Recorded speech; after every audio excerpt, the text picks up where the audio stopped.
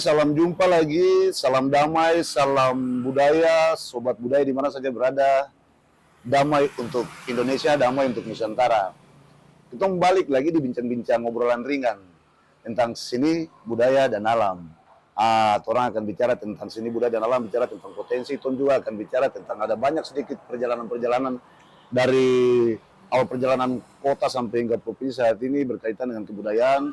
Itu akan cerita lebih banyak lagi, itu akan survival sebenarnya, mengarungi perjalanan seni dan budaya. Ketika Tom bicara tentang seni budaya ini, itu akan bicara tentang pelaku-pelakunya, penggiatnya. Ada orang-orang yang berkecimpung di dalam dunia ini. Tom punya kesempatan malam hari ini bersama-sama dengan saya ini di obrolan budaya, bincang-bincang budaya ringan. Ada sosok pelaku, penggiat seni budaya yang hadir bersama-sama dengan kita di ruang ekspresi ini untuk seni budaya. Hadir dengan saya malam. Panggil kakak ya, secara budaya adat istiadat, ini kakak laki-laki. Bapak PD, nah lebih lengkap itu Bapak Fredik. Ini pelaku seni budaya, penggiat, punya orientasi banyak hal-hal yang perlu kembali diperkenalkan kepada sahabat budaya dan semua rekan-rekan di mana saja kita berada. Bapak Nas, selamat malam. Selamat malam. Salam jumpa, salam budaya, salam damai dan salam budaya. Coba Bapak cerita sedikit dulu. Keseharian sekarang lagi sibuk apa nih? Sekaligus perkenalkan diri ke sahabat budaya yang sedang menyaksikan kegiatan kita. Oke, baik. Salam budaya untuk kita semua. Terima kasih untuk kesempatan di malam hari ini yang kita sama-sama ngobrol sini dengan adik Andi, yang dimana untuk sedikit memberikan saya untuk memberikan penjelasan tentang perjalanan seni budaya waktu selama ini mungkin saya melakukan dan mungkin aktivitas saya sehari-hari seperti apa. Pelaku tua.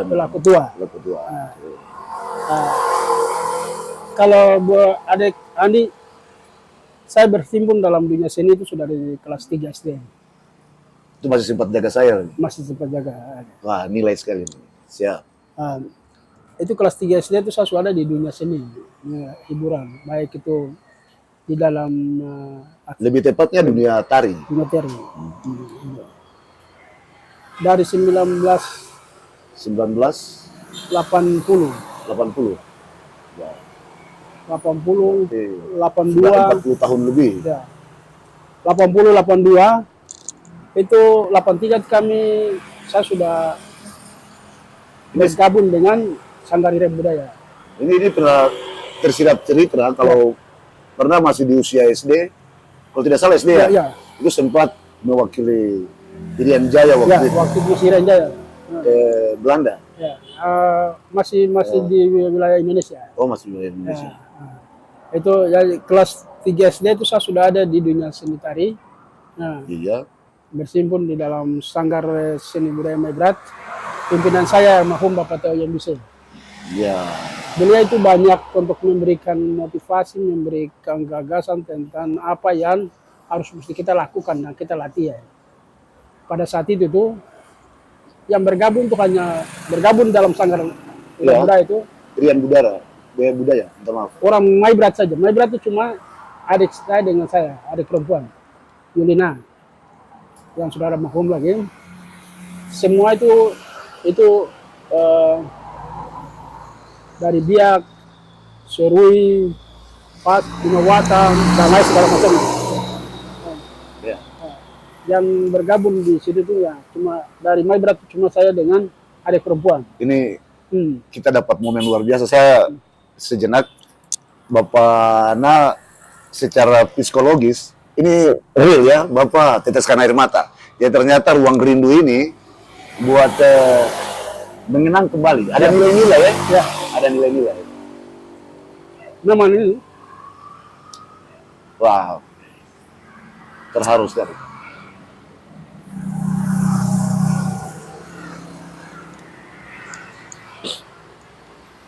Banyak kenangan ya, Bapak.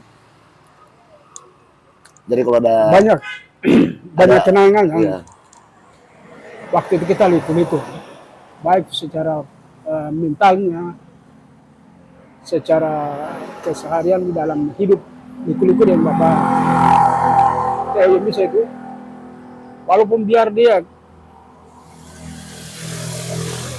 ancam kita lewat kata pun, baik lempar pun bagaimana, tapi tetap kita ingin mau tahu bagaimana itu dunia seni tari seperti apa, terus kita masuk di dalam dunia seni itu seperti apa. Kita rindu mau keluar, itu yang kita bertahan di situ. Nah, bagaimana kita itu bisa mengenal Awal mula itu. awal mula. Terkait dengan itu, 1982 kami mewakili festival dulu di kabupaten dulu. Iya. Itu grup Sera, Ya, grup Nani Sera. Billy, Sera Sam- ini Bapak Chris Koro, Bapak almarhum. Ya. Grup Sera, grup Nani Billy, terus Nani Billy Bapak Eli Romanasa, Bapak Eli, Ya. almarhum juga. almarhum. Nah, terus sama dulu Pak Mabuai, Bapak Mabuai Mabuai. untuk polisi, dia punya sanggar di Aspen. Dan Siap. sekarang sanggar Serbi lanjutkan itu. Oh, Serbi. Ya, Serbi. Serwi Biak. Ya, Serbi Biak, ya itu yang lanjutkan. Siap. Dulu RBC. RBC. RBC itu kan Bapak siapa? Asmurub almarhum yang pimpin itu. Oke. Dengan Bapak siapa di dulu di Dispenda ini Korwa. Ah. Itu 5 sanggar, kayak 4 sanggar itu yang kita bertanding. Itu masih itu. Zaman itu masih bertanding, tapi kalau berkarya atau dalam aktivitas Ya, baik Bapak. Ini Tom akan lanjut lagi. Ya. Saya lihat banyak hal sekali. Ini, makanya tadi muncul tema ekspresi ruang rindu itu. Tom akan gali lagi, Ya. akan eksplor lagi jauh ke sana. Tapi kita rehat sejenak ya. Ya. Kita selingan dulu. Seniman dan lingkungan Tom akan balik setelah yang satu ini.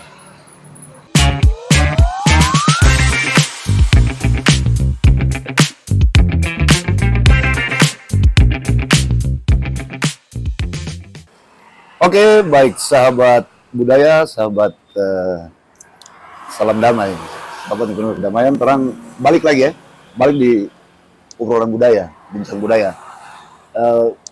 Bapak Nah ternyata menggali rasa yang hilang itu, buat Tom masuk dalam sebuah ruang yang mengenang banyak hal ya. Saya tadi lihat Bapak Nah sempat sedih lagi menangis kayak gini. Tetes air mata. Berarti di sana tuh banyak kenangan-kenangan yang tidak bisa kita orang pungkiri sebenarnya. Karena itu ya realita ya. Ya. Proses itu bahwa Bapak Nah sampai hari ini masih tetap eksis. Itu nilai sekali untuk Bapak Nah. Iya Bapak Nah, saya tajam-tajam lagi. Ya. Tajam-tajam bertajam dia lagi. Jadi ternyata pas saya dengar tadi Bapak Nah bicara tentang proses tahapan itu sampai kemari ini. Nah, Bapak cerita sedikit lagi dulu. Yang kemari-kemari ini berkaitan dengan kegiatan seniman. Ini mungkin beberapa waktu ini Bapak ada kegiatan apa dulu? Mungkin ada event di mana, ada kegiatan apa? Kalau saya, mungkin sebelum masuk sana mungkin saya menjelaskan saya punya perjalanan dari Oh, Ya. boleh, siap. itu supaya biar langsung supaya biar lebih melengkapi saya punya Oke, siap. Boleh? apa yang sekarang saya. Jadi dari 1982 kami adakan festival di Kabupaten Sorong. Kami juara 1 itu Irian Budaya juara 1 dan mewakili Irian Jaya ke Jayapura. Kami juara 1 dan kami mewakili Irian Jaya lagi untuk hadiri Waktu itu Irian Jaya. ya, untuk hadiri pembongkaran Candi Borobudur. Itu kami ikut di sana untuk ajang festival untuk menyusun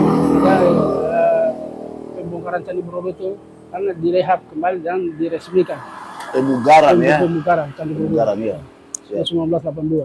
Nah, itu tuh dari Indonesia Timur, kami mewakili Indonesia Timur. Kami termasuk predikat Saya 10 masih terbesar. usia 2 tahun Ya, tepatnya. itu predikatnya 10 terbesar di Indonesia. Setelah itu kami pulang, aktivitas kami sehari-hari ya.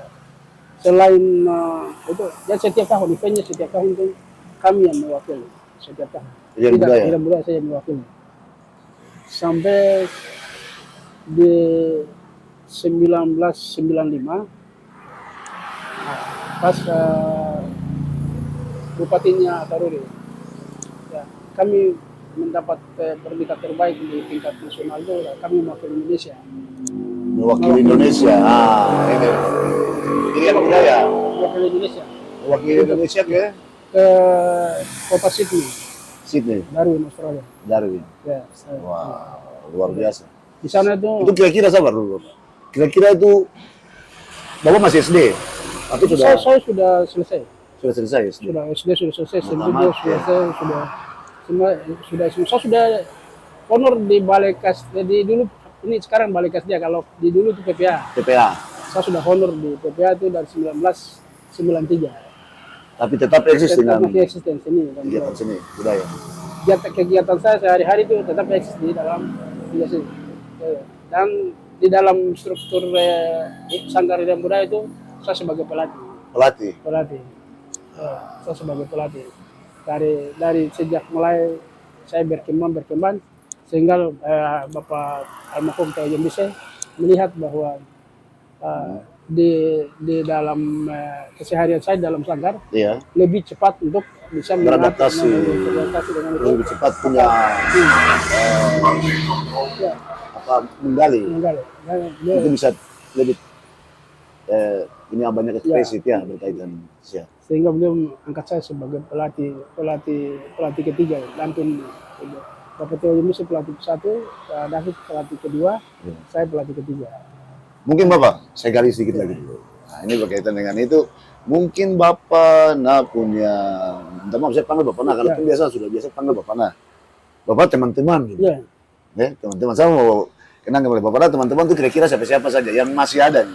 Ya. Sampai sekarang yang masih bisa eksis sama-sama dengan Bapak Teman-teman saya itu banyak sekali. Itu cuma di dalam sanggar itu kan cuma saya dari suku Maibrat sendiri.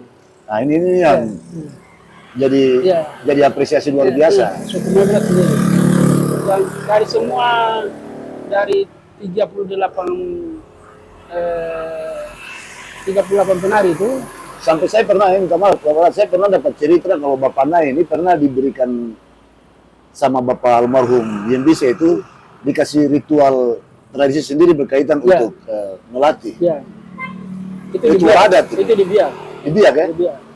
Wah, ini luar biasa. Ya, kita belum masuk sana, makanya tadi sudah kita lanjutkan apa tadi. Yeah. Ya, jadi beliau tunjuk saya sebagai pelatih ketiga dari David.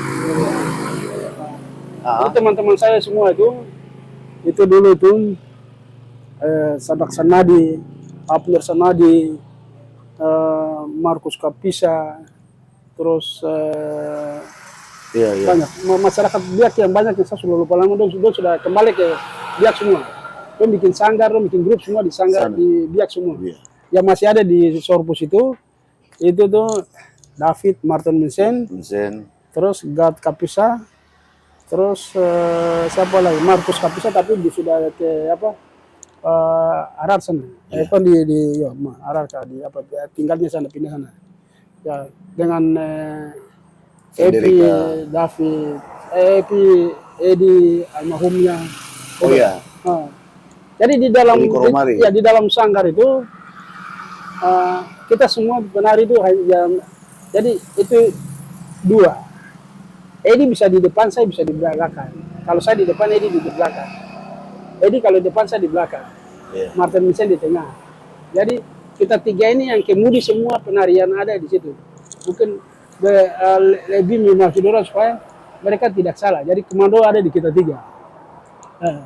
Berarti sahabat budaya ini luar biasa. Berarti eksistensi Bapak dari dulu sampai hari ini nih, masih tetap. Saya lihat kemarin kalau tidak salah Bapak ada ikut kegiatan festival. Ya. Kalau tidak salah di Raja Ampat. Di Raja Ampat. Raja Ampat. Nah, kemarin kan ada kegiatan. Kalau tidak salah sama-sama Bapak Ulim. Ya. Saya sama Bapak Ulim. Mungkin cerita sedikit saja berkaitan. Oke. Mungkin saya masih mengenang ke cerita yang kembali ke saya perjalanan. Oh, kembali. Iya. Saya belum masuk ke sini kan, saya harus mengenangkan saya perjalanan dari selama. Kita dapat reuni rasanya. Jadi datanglah kita semua ada di situ berkolaborasi dengan sanggar-sanggar yang ada yang tua-tua tuh. Iya. Ya. keharmonisan kita tuh mulai berjalan tuh tidak ada tenggang-tenggang untuk maksudnya Keharmonisan. iya, iya. Jadi Harmonisasi dari perbedaan itu. tidak ada saling baku senggol marah. Kita waktu itu Cemburu. sanggar-sanggar yang tua-tua itu tuh kita bersatu. Di mana kegiatan kita kumpul-kumpul sama-sama, makan, minum sama-sama. Tidak seperti sekarang. Sekarang ini kan satu sanggar menunjukkan dia punya jati dirinya begini. Berarti begini, ini ada begini, nih. iya, iya. Nah, tapi kalau dulu kita tidak. Dulu kita tuh satu.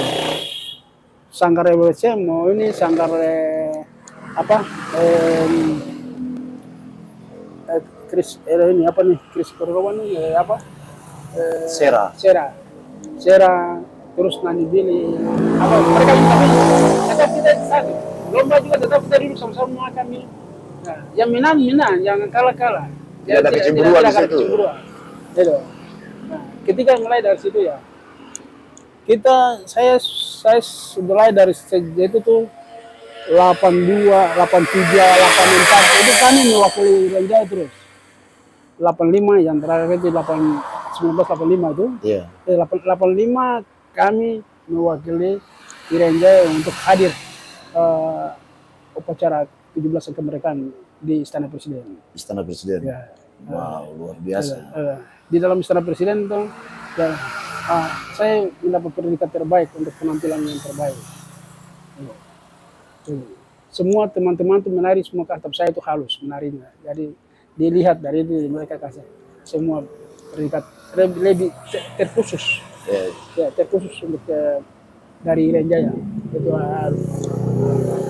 dan 1985, 86 itu kami terus berkicau terus mewakili di Renjaya terus baru sampai 2000-an sudah diganti Papua itu. Tidak Papua sudah kami sudah pokoknya ada sejak mulai berangkat dan memasuki 2000-an kami sudah bentuk sanggar sendiri. Berarti Bapak, ini ada sedikit ya. Ada sedikit tadi saya lihat di sana, ternyata di sini tuh ada bilang apa? Ada beda, ada pergeseran ya. Pergeseran nilai. Ya. Kebiasaan. Akhirnya terbentuk atau tercipta lagi style gaya-gaya yang baru. Ya. Akhirnya tadi Bapak bisa bilang kalau orang dulu tuh kayak begini. Ya. Tumbaku sayang, tumbaku tidak ada gesekan, tidak ada ini. Tapi hari ini kenapa sanggar ini bisa ribut dengan sanggar ini? Sebenarnya ada kecemburuan. Berarti mungkin menurut saya saja ya Bapak, sedikit saya nanti Bapak sampaikan. Apakah ini ada pergeseran kah? Ada pergeseran rasa, nilai? Apakah ini berkaitan dengan mungkin edukasi di waktu lalu? Tapi Bapak tentu akan gali dia lebih dalam lagi. Bapak akan sampaikan sebentar, tapi tong selingan dulu. Selingan sedikit saja. Sahabat budaya tong kembali setelah yang satu ini. Salam budaya.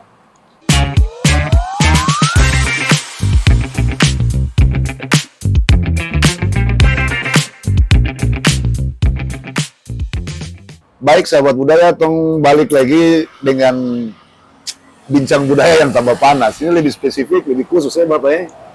Ini Bapak tadi kalau bicara saya rasakan ada pergeseran nilai, adat budaya jadi kebiasaan. Akhirnya tong bisa bilang mungkin edukasi yang kurang kah? Akhirnya orientasi Bapak di waktu itu dengan generasi yang saat ini ada sedikit pincang. Mungkin Bapak pikir-pikir saja, ini salahnya di mana nih sebenarnya? Atau ada kekurangan apa sebenarnya? Berkaitan dengan Bapak dong rasa dengan rasa generasi hari ini. Ya. Kalau rasa saya itu mungkin begini. Dengan maksudnya perkembangan ya. Oh, perkembangan. Terkait dengan budaya kita, dengan budaya dari luar, sehingga banyak teman-teman kita yang pemimpin sanggar ini kan mungkin agak lebih mungkin mereka lebih masuk mungkin kaitan dengan budaya-budaya yang mungkin masuk ke dalam sini, sehingga mungkin ada perkembangan sifatnya temporernya. Sementara tapi lagi tren apa ya. Jadi mereka sudah tidak makanya secara langsung mereka langsung sudah bukan dengan langsung menghindarkan diri, tapi dengan mereka melatih, tapi secara itu mereka lihat kita bahwa kita itu ada sanggar-sanggar yang atau yang seniman-seniman ini mungkin sudah yang tua mungkin tidak bersama dengan mereka atau mungkin seperti apa dengan mereka begitu. Jadi ada beda ruang. Nah, tetapi kami tetap tidak, kami yang sanggar-sanggar yang tua atau seperti saya, Bapak Uli, Seniman tua pelaku pelaku budaya ini. kami tetap tidak bisa kalah. Kami tetap eksis dengan kita, kami punya dunia. Karena memang fondasinya dari sini. Fondasinya dari sini. Siap. Itu. Walaupun yang terkait dengan pergeseran-pergeseran itu mungkin terkait dengan mungkin finansialnya kah, atau mungkin terkait dengan apa begitu, kami mungkin saya tidak bisa langsung untuk melihat mereka geser karena apa, ya toh? Mungkin perbedaan antara mungkin mereka lebih menguasai materinya kah, atau perkembangan apa, mungkin apa yang mereka lakukan mungkin tidak sedikit sama seperti kita kah, seperti itu. Jadi mungkin mereka agak mungkin ya, bergeser-geser. Tapi kalau untuk kami, untuk kalau kami seniman yang tua-tua macam Bapak Uli, Bapak saya mungkin teman-teman seniman yang tua itu kan, kami rasa bahwa apa yang mereka lakukan itu seperti apa yang kita pikirkan. Ya, kan? Mereka berdua, tapi mereka tidak tahu di mana mereka jalan. Itu, ya, kan? Nah, mereka boleh dituangkan materi, tapi mereka tidak tahu ceritanya. Fondasinya mereka tidak tahu, muatannya mereka tidak tahu. Mungkin saya pertajam lagi nih. Ya. Ini real konteks hari ini. Contoh ada gesekan. Kalau saya amati, kalau macam kamu bilang tentang, ini contoh spesifik ya, langsung juri aja. Ya. Kalau ada kegiatan tuh biasa suka gesekan tuh ada di lomba-lomba. Ya. Kadang ada yang marah bahwa juri ini tidak betul, ada yang marah kayak begini. Mungkin saya mau tanya saja ke Bapak dulu. Ya. Secara organisasi Dewan Kesenian kan ada, apakah sebenarnya butuh pembekalan berkaitan Dewan Juri, atau kayak macam Bapak dorang dulu tuh, juri-juri itu dibekali kan? Ya. Nah, itu mungkin nanti Bapak cerita, apakah memang dorang dibekali dulu, harus punya lisensi, legalitas itu, baru nanti bisa duduk di Dewan Juri ya. Kalau sekarang kan kadang ada yang tidak punya kapasitas atau apa, tapi karena ini berkaitan dengan ini, Bapak lihat bagaimana? Apakah kemarin ada perkembangan apa nih kegiatan kebudayaan kemarin kan banyak, hampir ada gesekan-gesekan. Coba Bapak sedikit saja. Oke, baik, ini bagus. Ini realita. Ini realita hal yang biasa, luar biasa. Pertanyaan ini sangat bagus dan luar biasa untuk saya. Ya, saya menjelaskan sesuai dengan apa yang selama ini kita lakukan ya. Itu. Ya, terkait dengan kegiatan-kegiatan masuk di dalam pembentukan festival, baik itu kegiatan-kegiatan yang berbau seni saja yang selama ini mereka lakukan. Ya, juri itu harus mesti ada punya janji sumpah. Sumpah. Ya, sumpah janji juri. Sumpah janji juri. Di depan semua peserta. Ada. Ini ada prosesinya. Ada prosesinya. Juri itu harus mesti dibekali dengan baik itu secara pelatihan, baik secara sosialisasi, baik itu ini pembekalan Dewan Juri itu harus lebih dulu itu. Nah, itu dipegang dulu, baru kita diberikan pelatihan secara mental. Nah, berarti secara mental. Secara mental itu kalau kita sudah memahami secara mental itu, baru kita masuk ke dunia penarinya. Nah, dengan secara langsung itu, ya kita harus mesti pembinaan psikologisnya dulu. Setelah itu secara teknis, fisik itu. Nah, juri itu harus punya mental. Juri tidak bisa bergesekan. Juri dan juri tidak sebab bergesekan. Harus juri. Nah, kode etik Dewan Juri itu harus dijaga. Kode etik Dewan Juri itu harus dijaga. Kita tidak bisa, juri tidak bisa menyalahkan satu juri dan satu juri yang lain, tidak bisa. Harus punya kesepakatan. Terus menjaga nilai harus menjaga dari Dewan Juri itu sendiri. Rahasia Dewan Juri itu tidak bisa dilepaskan sampai itu tidak bisa. Itu cukup kalau 3 Dewan Juri, tapi sekarang 3. Kalau kita dulu tuh 5. 5 itu dibagi dengan alasannya apa? Alasan 5 itu karena dibagi sesuai dengan kompetensinya. Nah, contoh nih. Ya, contohnya juri seni suara, seni musik, juri visual. Dia menilai sesuai dengan spesifikasinya. Tidak bisa juri seni musik nilai seni tari tidak bisa. Nilai tari tidak bisa. Padahal semua ini berhubungan. Semua berhubungan. 5 harus mesti 5. Event selama festival di mana tuh harus mesti 5 Dewan Juri, tidak bisa 3. Kalau mungkin 3 itu mungkin sesuai dengan kebutuhan anggaran apa kan itu yang mereka. Tapi kalau sesuai dengan aturan Dewan Juri harus 5. 5 itu ya, 1 itu di seni suara apa seni musik pengiring kan. Nah, terus busananya yang busana itu sudah dia merangkap dengan aksesoris apa semua itu sudah. Tata riasnya. Nah, di saat ini itu khusus untuk juri umum. Juri umum itu adalah di ketua Dewan Juri. Ketua Dewan dia menilai keseluruhan. Juri kelima itu dia menilai tentang teknis. Juri kelima itu dia menilai tentang teknis. Ada satu lagi, bisa 6 Dewan Juri. 6 Dewan Juri ini dia menilai itu non teknis Dewan Juri. Non teknis itu dia menilai itu tentang atribut-atribut yang jatuh. Tentang kesalahan-kesalahan dan yang tidak sadar kita lihat. Ya, Dewan Juri yang 5 ini tidak sadar mereka lihat. Jadi dia ini khusus untuk menilai saja keseragaman yang dia pakai, terus itu lengkap atau tidak, apa ada warna tidak atau beda-beda warna, dari pakaian, terus aksesoris yang jatuh itu khusus di juri non teknis. Kalau kita langsung menilai dengan langsung intinya saja. Kalau dia tuh menilai tentang atribut-atribut yang jatuh. Nah, nanti kalau di dalam evaluasi nilai, ya kami menilai semua terus kami tentukan nilai siapa yang juara. Nanti sudah bisa.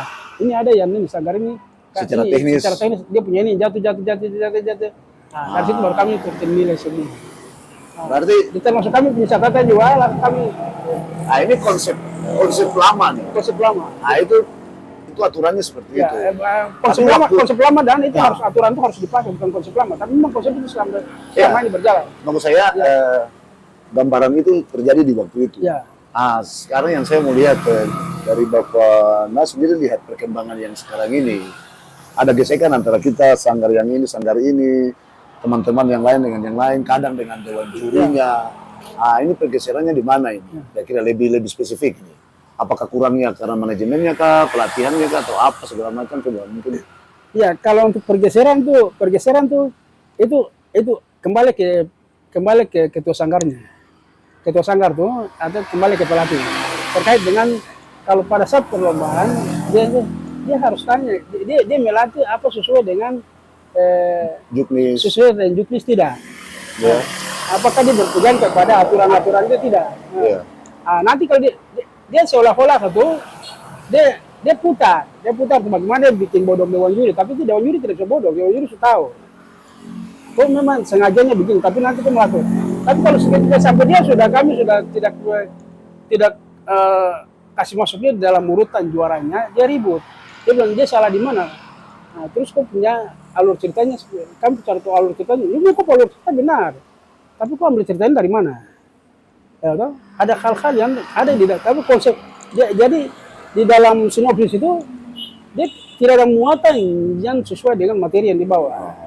Nah, sehingga kami bisa ukur dengan itu dengan penampilannya, sehingga kami bisa sinopsis begini kok menari begini tidak. Ini saya lihat lewat perkembangan Bapak Nas, saya lihat lewat perkembangan beberapa waktu saya pernah juga diajak untuk bisa terlibat untuk menjuri. Saya pernah juga terlibat untuk menjuri. Saya kadang berpikir bahwa ini masalah sebenarnya, apalagi berkaitan dengan jumlah juri harus sekian, karena spesifikasi tadi kekhususan untuk bisa menilai sesuai dengan dia punya profesi, keahliannya. Nah ini kan ada tumpang tindih. Hari ini apakah memang juri-juri ini kan hanya berdasarkan pengalaman, punya jam terbang, tapi legalitas itu. Nah, ternyata saya ada tangkap sedikit lagi bahwa ternyata kalau kita berkesenian, tetapi kalau tidak didampingi dengan ilmu pengetahuan, ini kabur sebenarnya. Kabur, ya. Benar. Kabur. Apalagi pemahaman tentang seni, tentang adat, tentang budaya.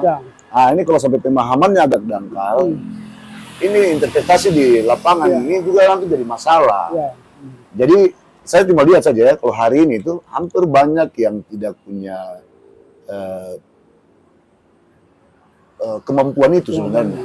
Kemampuan untuk mendalami secara baik, terus secara legalitas itu mungkin pernah ikut pelatihan juri, Nah, ini mungkin bisa jadi masukan juga Ya, supaya mungkin Dewan Kesenian atau OPD terkait ini bisa bersinergi bersama pelaku seni sehingga event-event ke depan jangan ada gesekan. ya, oke. Kalau dulu kan ada pelatihan-pelatihan. Ada. Nah, sekarang ini kan tidak ada. Ya. Makanya itu lihat juga juri-juri ada yang muncul juga Ya. karena berdasarkan punya pengalaman. Mungkin menurut Bapak Nama gimana? Ya, itu sudah. Kalau untuk menurut saya kan juri-juri yang baru-baru ini mulai muncul-muncul tuh, nah, dia punya pengalaman juga, dia punya sanggar, tapi harus mesti dia tahu diri dulu. Ya, apa? Ada nilai. Ada nilai dulu, ada nilai, dia harus tahu diri dulu. Nilai keutamaan itu seperti apa? Ya, yang dia harus mesti rasakan dulu. Dia harus rasakan nilai itu dulu sebelum dia masuk ke dunia penilaian. Pembinaan mental. Pembinaan mentalnya itu. Itu. Dia harus mesti memiliki kemampuan dalam berpikir bagaimana kalau dia melihat satu mata penampilan seperti Sanggar ini. Dia bisa ukur dengan dia punya kemampuan dia. Berarti dia begini, orangnya begini. Berarti dia cara menari pelatihnya begini. Berarti dia itu menilai raba, tapi dia tidak memahami, tapi dia bisa menilai raba. Hanya lihat bagus-bagus ya, menari begitu bagus-bagus ya. Tapi dia tidak menilai sesuai dengan kemampuan dia dan kreativitas dia dengan tingkat-tingkat kesulitan di dalam lomba itu seperti apa. Dia tidak menilai tentang itu. Tapi dia hanya dia rasa enaknya saja untuk dia menilai. Baik, berarti dia rasa enak. Berarti lihat dari sisi nilai seninya. Iya. Tapi muatan karena ada nilai-nilai tertentu di dalam ini berarti kan butuh kemampuan tersendiri. Berarti punya pemahaman, orientasinya, itu dia harus tepat, tahu tentang nilai keutamaannya bagaimana. Berarti ini kan butuh pendalaman mental sebenarnya. Lewat pelatihan kah atau apa sehingga mungkin sanggar-sanggar itu tumbuh juga. Betul-betul bukan hanya untuk kita rindu karena saya penari atau saya pelukis atau ini, tetapi betul-betul mengerti nilai keutamaan tadi. Ya. Dari kunci dewan juri itu dia harus yang pertama itu memang dia punya dasar, dia pengalaman, tapi dia harus punya kemampuan di dalam dari sisi edukasi itu. Ilmu pengetahuan dia harus memiliki ilmu pengetahuan dulu. Dibarengi dengan keahlian. Dia memiliki walaupun kau tidak ikut kursus apa tapi kau pengalaman, tapi kau belum memahami dan kau lebih menggali itu karena kau bicara tentang pengalaman orang. Kalau jasa SD saja kerja di perusahaan-perusahaan itu mereka tuh lebih memahami bahasa Inggris lebih tertinggi daripada kita yang sekolah-sekolah itu. Nah itu jadi saya kasih dong masyarakat banyak yang di Sahabat itu orang tuh lebih memahami bahasa Inggris. Orang dia yang tingkat sekolah yang ini dia tidak memahami. Jadi kalau contoh seperti kita dewan juri, ya kita punya pengalaman dan kita harus selain pengalaman itu kita harus bekali diri dulu di dalam masuk ke dunia penilaian itu. Kita pembekalan diri, kita harus punya kemampuan kualitas untuk bagaimana untuk perbedaan antara tingkat memahami itu. Ya. Supaya kalau kita mengalurkan itu lewat mungkin audio, mungkin menyampaikan itu tidak di luar kereta, biar walaupun kita kadang-kadang bisa dipertanggungjawabkan. Walaupun kita kadang-kadang sampaikan, tapi dia bilang, kau tahu apa? Kau dewan juri tahu apa? Itu kita punya itu benar. Menurut kamu ini benar. Betul. Menurut kamu benar, tapi kalau menurut kita dewan juri kan lebih memahami, tahu jelas.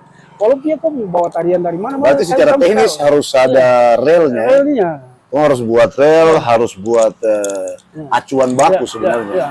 Jadi kau bisa bicara bahasa kasarnya, kau bilang apa? Buat itu kitab suci kayak ini. Tapi kalau kita mau beribadah dalam konteks kebudayaan itu, alurnya tuh pasti. Karena memang ada aturan-aturan dan nilai-nilai keutamaan. Bapak Nasa, jadi mungkin saya bukan salah sedikit dulu terkait dengan dewan juri itu. Jadi dewan juri yang kalau macam mereka itu kadang-kadang mereka bukan sebagai dewan juri, tapi mereka balik untuk antar mereka punya anak-anak untuk ikut lomba. Oke. Kok dulu Bapak? Kita akan pertajam dia lagi di polis dengan Bapak Nana punya maksud, Bapak Nana emosional sekali. Oke, sip.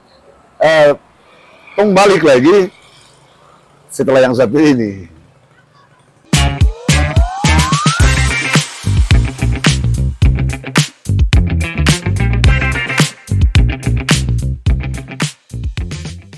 sahabat budaya itu balik dengan tambah panas.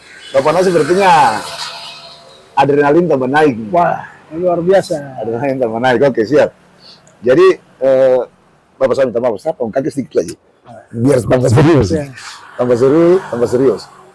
Jadi pembengkalan Dewan Juri ini penting ya. Penting. Hari ini kan memang fenomena yang terjadi, banyak yang tidak punya kapasitas orientasi tapi hanya berdasarkan pengalaman. Nah, berarti apakah ini orang harus dorong dari sisi pengambil kebijakan? Contoh OPD terkait, Ya. terus ada bermitra dengan Dewan Kesenian sebagai wadah untuk mengakomodir semua teman-teman pelaku seni budaya ini. Lu butuh kumpul kan, seniman-seniman ini kumpul lewat Dewan Kesenian ini untuk menetapkan itu tadi tuh. Kitab suci tadi tuh. Ya. Berkaitan dengan aturan, apa segala macam harus digagas supaya penyelenggarannya itu jangan sampai bergesekan. Karena memang sudah ada rel. Oke. Supaya jangan sampai bergesek. Supaya Dewan Juri juga ketika mau duduk, ini Dewan Juri ini betul-betul dari aturan. Seperti tadi Bapak bilang di waktu lalu itu mereka punya lisensi, terus memang diakomodir atau ditunjuk oleh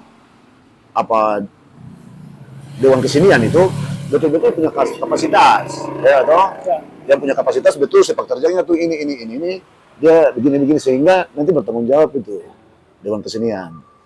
Menurut saya kan mungkin begitu Pak. Ya. Karena tuh bicara tentang SDM berarti pengelolaan itu harus baik toh sehingga tidak ada gesekan yang kesini. Ya. Nah, menurut Bapak Nah bagaimana? Ya, baik. Apakah perlu begitu atau? Kalau menurut saya kan, kalau kita bicara ke pemerintah ini kan dia menunggu kita bagaimana untuk mungkin dia bisa Fasilitator nih, dia siap fasilitasi kita mau apa yang penting kita yang siap. Ini tugas Dewan Kesenian sebenarnya. Siap. Ini tugas Dewan Kesenian. Tugas Dewan Kesenian ini banyak program yang harus dilakukan. Iya. Program yang dilakukan itu untuk ini sanggar-sanggar ini kan itu dia di bawah mitra kerja dia. Sabar dulu. Dewan Kesenian. Iya, Itu sudah. Iya, Bapak Nah, sabar. Dewan Kesenian ini sekarang perkembangannya bagaimana? Kalau Dewan Kesenian berjalan ke tidak? Ini Dewan Kesenian sekarang Terus bagaimana perkembangannya? Sekarang dia tidak berjalan. Berjalan karena pemimpin bukan pemimpin yang maksudnya yang ke tangan Dewan Kesenian saja sudah. Karena saya sengaja bertanya ini karena saya dengar kan Bapak Nan termasuk bagian. Ya.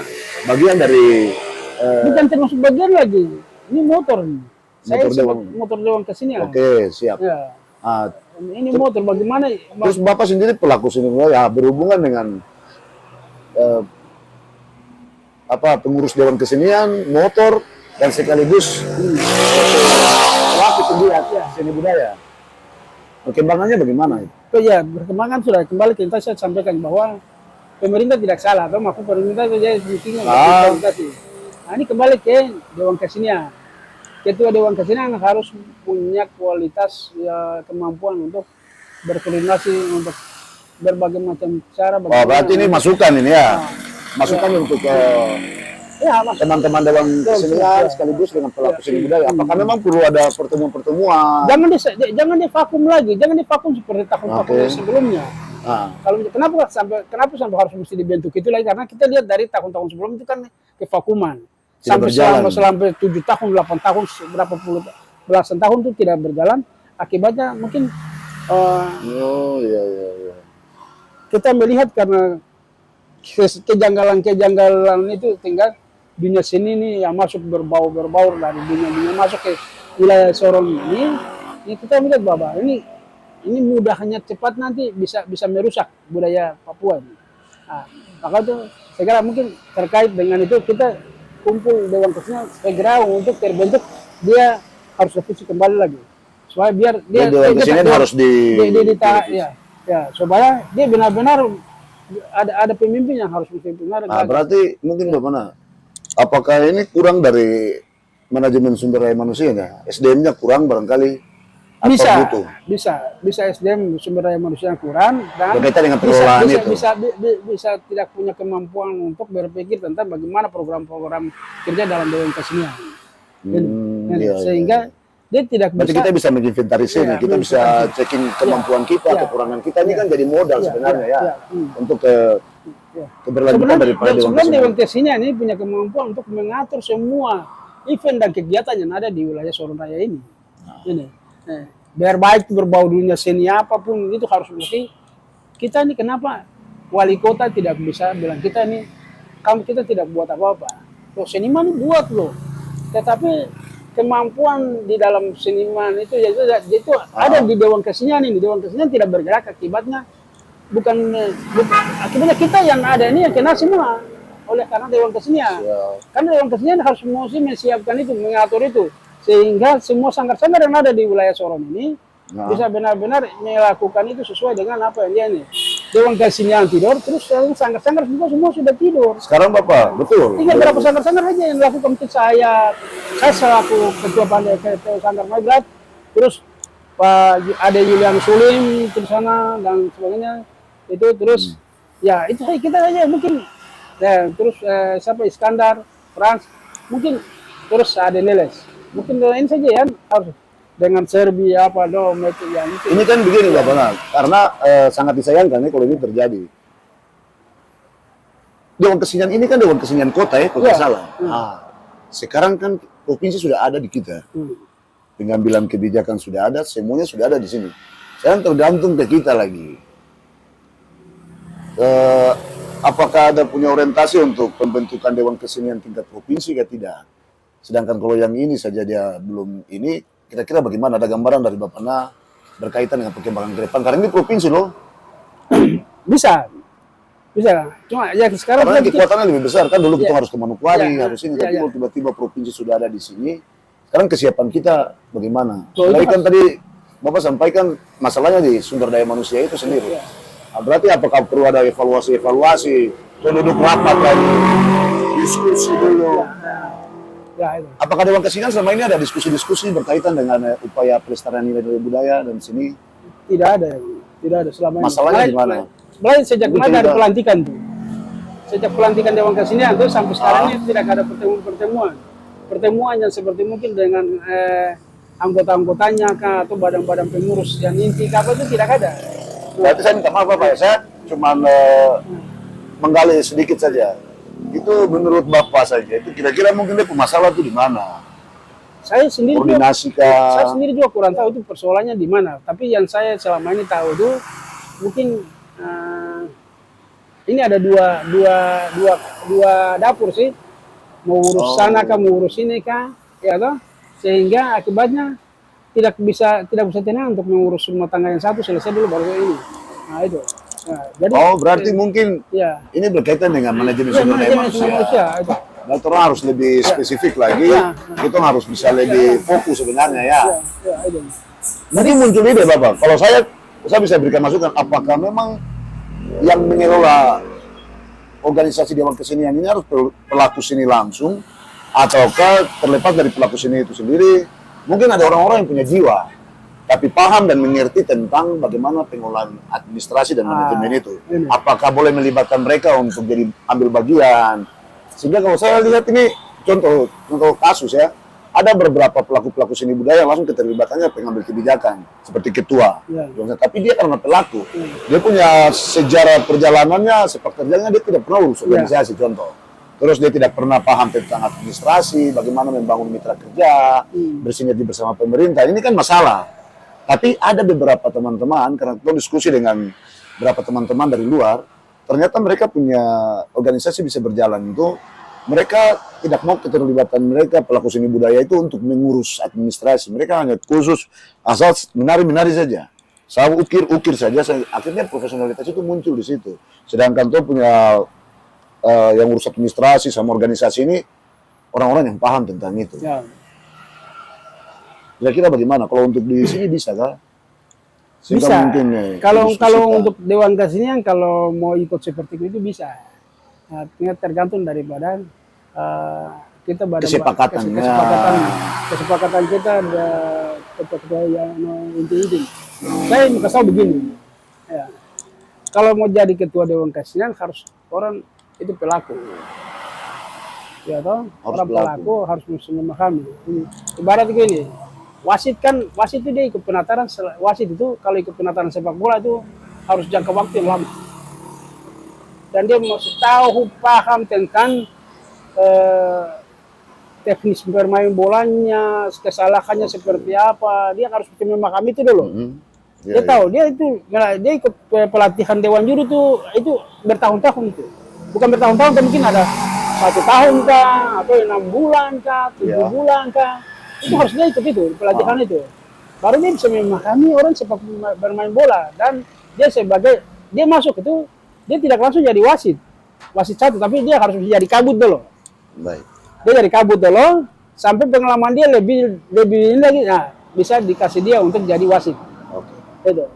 Nah, sehingga dia bisa tahu di situ. Oke, berarti ini jelas ya, jelas. Berarti poinnya saya tangkap. Saya tahu bahwa maksud berarti harapan-harapan Bapak Nanya. Ya. Saya mau lihat dulu. Kira-kira berkaitan dengan permasalahan hari ini Dewan Kesenian, terus situasi kondisi saling gesekan antara teman-teman. Saya mau lihat harapan-harapan Bapak Nanya ke depan bagaimana.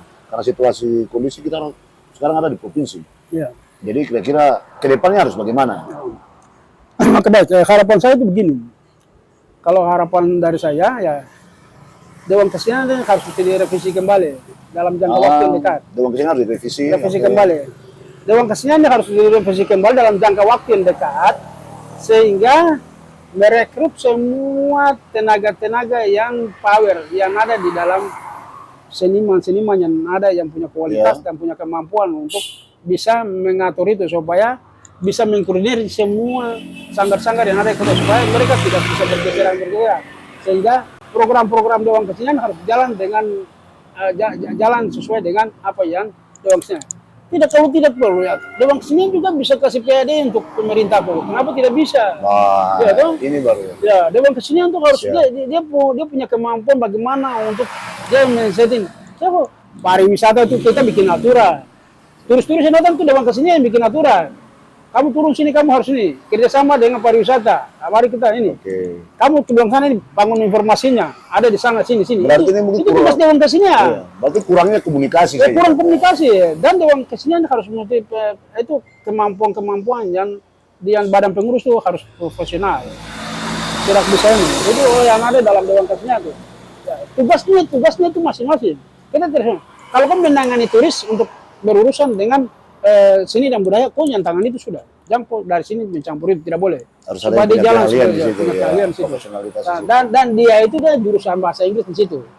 Ya, kita kasih orang ikut pelatihan sana, kasih ikut orang jurusan bahasa Inggris sana. Kita harus secara administrasi terus diinventarisir lagi kembali kemampuan teman-teman seniman-seniman ini, kekuatan seperti apa, terus terjemahkan dia bersinergi dengan UPD terkait. Kalau memang dari Dewan Kesenian Kota kalau tidak bisa jalan lagi, marilah kita bentuk ini kan provinsi.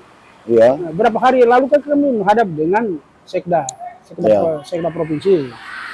Beliau bilang begini, kita mau bicara untuk pembentukan Dewan Kesenian provinsi. Beliau bilang, jangan pikir Dewan Kesenian provinsi dulu. Dewan Kesenian Kota ada tidak? Ada, sudah dilantik. Yuk, sekarang pakai Dewan Kesenian Kota itu bagaimana menggali semua dulu kegiatan-kegiatan yang ada ini, termasuk 2 event yang nanti besok ini yang harus mesti disiapkan oleh Dewan Kesenian. Nah, nanti baru setelah semua itu, nanti kalau definitif baru kami bicara tentang Dewan Kesenian. Dewan Kesenian Provinsi. Tapi kalau ini ibu kota Dewan Kesenian Kota yang harus gagas itu, jalankan itu dulu. Terima kasih. Ini harapan Bapak ini sudah ada kutipan dari Sekda, sudah diberikan. Sekda bilang ini ibu kota. Jadi Dewan Kesenian Kota ini anggap bahwa ini ibu kota, ditekel dulu Dewan Kesenian Kota dulu. Jangan bicara Dewan Kesenian Provinsi dulu. Boleh diatur, dirancang, tapi jangan pikir itu. Pikir sekarang event-event yang berkaitan dengan ini sekarang loh. Dan yang Otsus masuk ini, terus Harulan tahun provinsi Papua Barat Daya ini, apa itu ini, terserah mau buat seperti apa, itu bapak orang yang tahu. Butuh kreativitas, didesain lah. Berarti harus punya tim lewat Dewan Kesenian. Kemarin beberapa hari yang lalu kami ketemu dengan Bupati Muso, bahwa beliau dengar kami jelas tentang dan Harulan tahun Otsus. Beliau jemput kita dengan baik. Beliau, sudah kamu siap saja, nanti kamu bikin proposal semua, bawa sama saya. Bila perlu kamu lakukan di sana dulu sampai masuk hari hanya. Ya. Siap itu. Oke, siap, Bapak kami turun. Oke. Berarti Mungkin- Bapak Nap, poin-poinnya saya Ya. tangkap sekali lagi. Harapan-harapan Ya. sudah jelas. Berarti Ya. saya mungkin simpulkan dia ya. Jadi mungkin dari saya mungkin terkait dengan harapan-harapan nih Dewan Kesenian ini, dia harus mesti kembali mengatur diri dulu, mengatur diri sampai mengatur diri, Evaluasi mengurus kembali. rumah tangga itu sampai semua beres, baru mulai mengatur anak-anak yang terhamburan di luar-luar. Berarti Jadi ada manajemen, sanggar-sanggar nih. berarti manajemen Iya. sumber daya manusianya Ya, itu. penting. Jadi ke depan supaya biar kita tidak kabur-kabur, begitu. Ini seniman di Kota Sorong kita buat. Dari kabupaten sampai kota Potensinya banyak, besar sekali, gratis. Siapa yang Mau akomodir itu baik. siapa yang berdiri kok itu untuk mendampingi mereka dukung orang dari belakang tuh. Skor kayu itu kuat, baru bangunan tuh bisa berdiri kuat. Kan tidak ada. Siap. Bapak tong ada di ujung. Ya, siap. Tong ada di ujung, saya mau lihat Bapak statement sederhana saja, singkat ya. Ya. Statement singkat, pesan untuk teman-teman seniman orang dan sekaligus sahabat budaya yang nonton orang lewat kesempatan ini. Pendek, singkat, jelas, Oke. terarah ya Bapak. Ya. Oke. Kira-kira berkaitan dengan Sahabat seniman budaya, teman-teman seniman yang ada di Sorong Raya, kapan lagi kalau kamu mau ngurus tanah ini? Ini tanah Malaboy. Mari bergabung, kita sama-sama lihat tanah Malaboy ini, Kota Maladun, Kabupaten Malaboy, kita membawa kemana? Teman-teman jangan sampai merasa bahwa kita ini punya ini. Tidak, mari bergabung di sini untuk kita bawa ini, kita bisa sama dengan provinsi-provinsi yang lain. Kalau bukan sekarang, kapan lagi baru kita ini? Terima kasih. Salam budaya. Baik, terasa sampai di ujung ya, Ya. Bapak Tong tidak gini. Ini Tong tadi apa curhat Ya, curhat. curhat seniman. Ya. Jadi terima kasih untuk Bapak curhat nih. Ya, ya. Terima kasih untuk Bapak Napo curhat. Terima kasih juga untuk waktu dari sahabat budaya yang sempatkan waktu sama-sama dengan orang saling curhat. Akan ketemu lagi dalam acara-acara bincang budaya dengan curhat-curhat yang berikut. Terima kasih. Bapak Napo bisa satu lagu kan? Bisa. Oh, Oke, siap. Tabam Ramu. Tabam Ramu Revo, Revo. Soko Aram de Revo, Revo. Tublok Mabos Mores, Mores. Sisa Mambe Beroro, Roro. Aife, Ayatao, Aife. Mamao, Aife. Uritao, Aife. Ayatao, Aife. Mamao, Aife. Nari-nari waktu kake bogek namundo. Megas namus mais. Aife, Ayatao, Aife. Mamao, Aife. Bigasao. Aife, Nilitao. Aife, Namatao. Aife, Nagasao. Aife, Dinitao. Aife.